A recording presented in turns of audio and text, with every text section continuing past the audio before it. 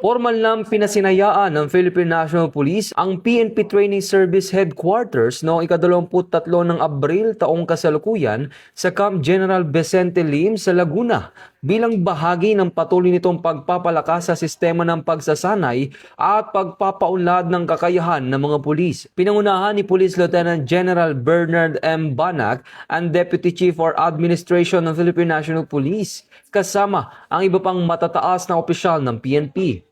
Layunin ng bagong pasilidad na higit pang paigtingin ang profesional na edukasyon at operational readiness ng hanay ng pulisya sa pamamagitan ng makabagong training, governance at pasilidad. Ayon sa PNP, ang inisyatibong ito ay bahagi ng kanilang focused agenda na nagtataguyod ng disiplina, kakayahan at makabagong sistema ng pagsasanay upang matugunan ang nagbabagong hamon sa seguridad. Ito ang bagong PNP para sa bagong Pilipinas, serbisyong mabilis, tapat at nararamdaman.